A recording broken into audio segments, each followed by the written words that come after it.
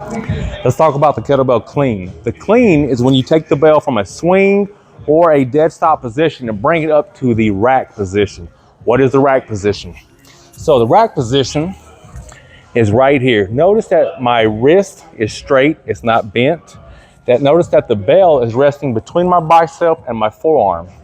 Notice that my thumb and my hand is near the corner of the horn. And notice that my hand is near my mouth. Think of a boxer position.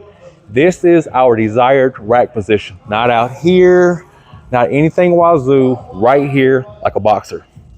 The question is, how do we get the bell from the ground to the rack position without destroying our forearms or the bell flopping on us?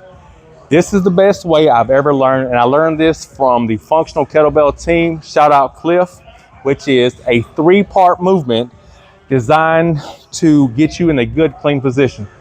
Movement number 1 is a row. What we're focusing on is where our elbow is. We're going to row, put it back down into a gunslinger. A gunslinger is simply a row while standing. The third move is going to be exactly what we just did, a little more forceful into that rack position. Here's how it looks. It goes row, gunslinger, clean. Again, please note that the elbow is the most important part here. We want the elbow to come behind us, and as we stand up, we use that momentum to go all the way to that rack position. Again, row, gunslinger, clean. Here we go. So our base is tight, core, row, gunslinger, clean. That is it. Please understand that the kettlebell can only go where your hand goes, and it can only go as high as you pull it. You'll see people in the gym doing this, slamming it. You'll see out here, you'll see some crazy things. Remember, the bell can only go where your hand goes, and what I want to do efficiently is that same move we just did, and I want my hand to come right to that boxer's position. Nothing crazy. So if your bell is flapping, look where your hand is at the top of your rack position. Again, economy of motion, be efficient, elbow, hand here. So I'll demonstrate the bad ways. We don't want to see this. We don't want to see this. We want to bring this bell close to our body, right where we want it to be. So again, remember, the bell can only go where your hand goes. And if it's going too high and flopping, you're pulling it too hard. You can either pull a little lighter or use a heavier weight.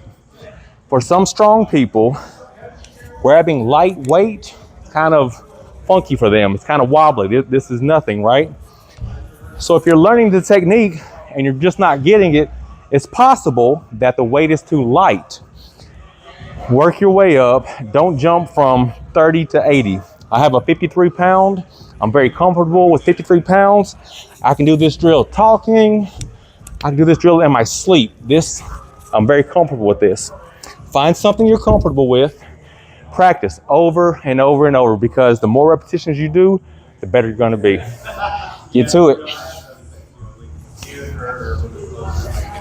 Bam.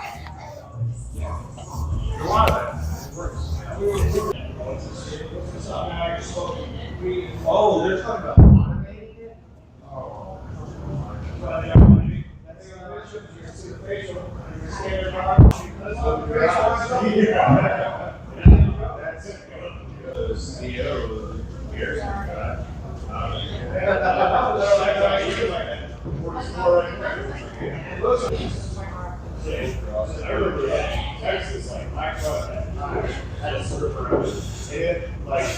I guess 1 year they started caring. All these people are like, we had,